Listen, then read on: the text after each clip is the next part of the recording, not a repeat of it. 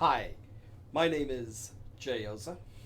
I teach, mentor, and coach people on public speaking so that they can give winning, high stakes speeches, whether it's one on one in a job interview or in a small group at a business meeting or at a conference in front of a large audience.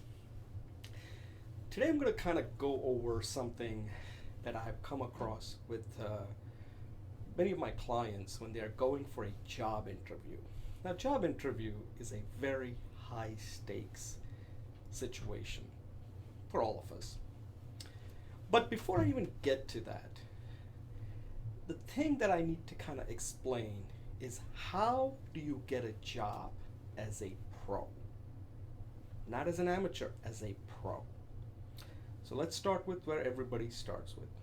Now, I'm not going to go into gory detail, but let's go with the basics that most people are familiar with. Okay, so the first thing that you need if you want to get a job is the resume. Resume, one word, resume. So, what is the purpose of a resume today? And the answer I always get back is to get a job. And I tell them, no, no, no, that's not the purpose of a resume. You got it all wrong. The purpose of a resume is one thing only, is for somebody to give you that call, make that call, a discovery call. That's all a resume is all about today. It's about getting that discovery call. Nobody gets hired with a resume. I have never gotten a job where somebody says, hey Jay, we like your resume, we want to offer you a job. Never happens. If that happened, I like to know how to write that type of a resume. But it has never happened to me, so I'm not going to give you that tip. And I don't know what I can do that would get you a job with just a stellar resume. So, don't spend too much time on a resume. If you cannot get somebody to give you a call back and find out more about you, your resume is not good. That's it. That's how I judge a resume. Okay, so you get a discovery call. Somebody calls you, say, hey, we saw your resume and we would like to talk to you about your background, etc. Okay? Now, one thing I should point out is your resume could point out to your LinkedIn profile. That's fine. I have no problem with that. But the resume itself should be a one-pager that should get somebody excited enough to give you a call. If you want to include a LinkedIn page, that's up to you. Most people do it. I don't. I would just say, if the one page doesn't do it, more than one page isn't going to do it either. Okay? So the next thing is the discovery call. Now, what's the purpose of a discovery call? One thing only: to set up a phone interview, an in-depth phone interview. Could be 30 minutes, could be an hour. Okay?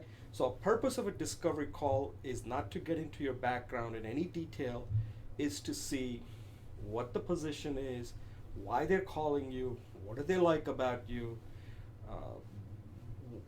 what would you, if you think there's something interesting there, then set up a phone interview. Don't do it on the discovery call, a big mistake. So that's one of the reasons why when somebody calls you, always take the phone and say, listen, I'll be willing to spend the time, and then we can set up a phone interview. And again, one of the things I'm emphasizing here is you're starting to gain control of the process. A lot of people lose control of the process right from the get-go, and then it just ends badly. But it's not ending badly. It just sucks up too much of your time, and you start losing your confidence. And what I'm trying to tell you is that you do not want that to happen. So, resume gets you to the discovery call. The discovery call gets you to an in-depth phone interview. Now, that could be one or two. It's up to you. The more, the better. The purpose of a phone interview is simple. You want the resume taken off the table completely. If there are no objections or no any kind of reservation they have about your background or education, then only you should move to the next phase, which is a face-to-face interview. Now, here's where a lot of people don't understand. When somebody is calling you for a face-to-face interview, you're also investing your time, your energy, and money for that.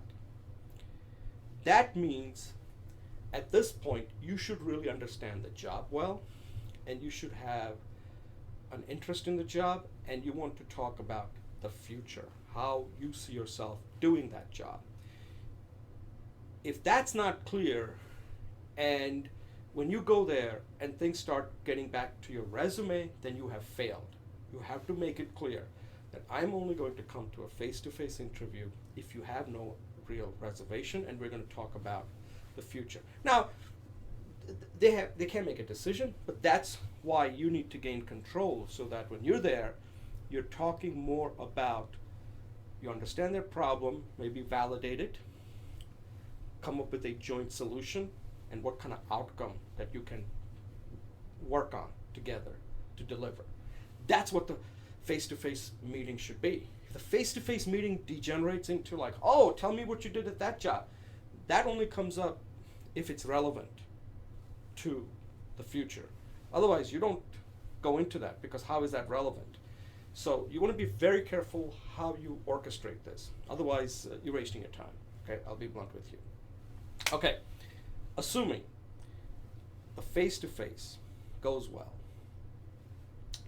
how do you end it? This is the key point. This is where a lot of people I talk to blow it. Here's what I would do. I would say at the end that if I'm not the top 2 candidates at this point, then I would like to know so I can withdraw my consideration. Now, why do I do that? Simple reason. If you're not in the top 2, then what's the point? Now, the reason I say top 2, obviously you want to be fair to them, right? They're not going to just give you an offer. Sometimes they will, by the way. But if you say, if I'm not in the top 2, then I need to know, because I have other options. And if I'm not in the top 2, I can't end up spending any more time in this. Okay, simple as that. Because it's not fair to somebody else who has already given you that commitment. And if you're not willing to give me that commitment, then I'm going to put more energy in the other one. You have to do that. You tell them, I'll be honest with you. If I'm not in the top 2, then I'd like to withdraw from being considered, from consideration. Simple as that. Because, and you have to define, here's my definition of being in the top 2. If you made a good impression, and based on what I've just suggested, you will. Top 2 to me means that if the company had two positions, you would get the job. You would get one of the positions. But since they don't, you're in the top 2, perhaps competing with somebody else. Often, there will not be any competition, but you need to bring this out. Because again, interview is a job, and you got to do a good job. So, assuming you're in the top 2, and they say, yes, definitely you will be one of the candidates that's in the top 2, and assuming that if there were 2 positions, you would get one. That's what you want. That means you're still in the game. But you don't end it there. You negotiate. And this is what you negotiate. In case, I understand that if I'm going to come for the final interview, I want to negotiate something. In case I do not get the job, I understand you have 2 outstanding candidates and you have only 1 position. I would like a promise that you will spend 15 minutes in case I don't get the job, so that I can learn from, if there's anything I could have done that would have made a difference. And also to see if there is anything you can do to help me with other positions potentially opening up internally, and any other place that you think I would be a good fit. You need that 15-minute negotiated. They owe you that. That's a professional courtesy. You need to ask that right up front before you commit to attending that second interview, face-to-face interview.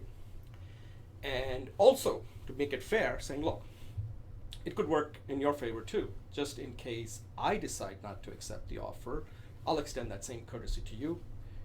15 minutes, tell you what I like, why I didn't accept it, so you know how to approach your future candidates if you're interested. That's a professional courtesy that you both need to offer to each other. I have never seen anybody do this, by the way, and I never understood why. That if you're going to get all the way to the final interview and not get the job, the least that company can do is saying, look, I can recommend to you another department or somebody outside the company altogether. And that's what you want. The relationship is more important than getting the job sometimes. I have done that once, by the way, when I was at Oracle. And there what happened was I did not accept the job. I remember the manager's name was Sandra. Sandra liked me, but I just felt that the company that I was working for, there was an interesting project that I was going to be working on, and I wanted to finish it. So I did not. The timing just wasn't right, but I made it very clear. Now at that time, I didn't give a lot of thought like what I'm giving you. I just said, look, in the future, if there's any other position, Oracle, I would like to be considered. And guess what happened? Things went bad in the company that I was working for, and another position came up, and she recommended me, and I ended up accepting that job, and that's how I ended up at Oracle. So never burn bridges. If you're not going to get the job, at least get the relationship. It will pay off, believe me. Not right away, but it did pay off in my case. But at that time, I didn't really, I stumbled into it, and since then I have turned this into one of the rules to follow, that if you get to the final, make sure you're in the final two, and then negotiate the consolation prize. That's very important, okay? So what is the point of all this? Because a lot of people just apply and they don't understand what they're doing. Interviewing is a job, by the way. It's not just, you just send out a resume and you go and answer some questions and then they interview for a face-to-face. That's an amateur way. You're a professional. Professionals don't do that. If you want to be a professional job getter, then you got to do what I'm just telling you. Otherwise, you're going to be at a big disadvantage. And not only disadvantage, you're not even going to get the job, but it's going to be frustrating and you're going to lose confidence. That'll hurt you in the future jobs. You're going to get pushed around. And here's the thing. If you're going to get pushed around in an interview, it's not going to get any better even if they do accept you. Even if you do get the job, they're still going to push you around. That's the culture. So part of it is you're trying to expose their culture. And you're also showing that you're somebody that they should take seriously. You get job done. An interview is a job, and you're going to get it done right, your way. And that's all they care about. You're going to get the job done right. So some place may not even be very amenable to it. That's okay. You can't win everything. You can't win every situation you're dealing with. But you got to go with the strategy and stick to it. Believe me, I've done this with clients ranging from executives, from military veterans who have been leaving the military for 30 years, had no clue how to deal with corporate world, and I've gotten them job like in 2-3 sessions, 2 sessions actually, the recent one. And the feedback they gave me is saying, without your help, I don't think I could have done it. So that's why I'm telling you this, that I have been very successful, and this is the kind of things I work with when I'm working with my clients. Now, obviously, this is kind of general because I don't know your specific situation, but I just wanted you to start thinking about this, that a lot of people end up wasting a lot of time, and when you add it up, it's not the money it's just that you're losing confidence, and because of that, it could hurt your career. It'll set you back, and there's no reason for that to happen. You need some really good coaching, and that's what I tend to offer to my clients, that once I work with you, then you're doing job for me, and you're going to do a good job, and at the end result is you're going to get the job that you want. Okay? So, a resume, discovery call, in-depth phone interview, face-to-face, and the top 2 interview. And if you do it the way I just described, you don't have to worry about the consolation prize. You will get the main prize, the big prize. Okay? So I want to thank you for watching. If you have any questions, let me know. I'll have my email in the description section. And good luck with your next interview.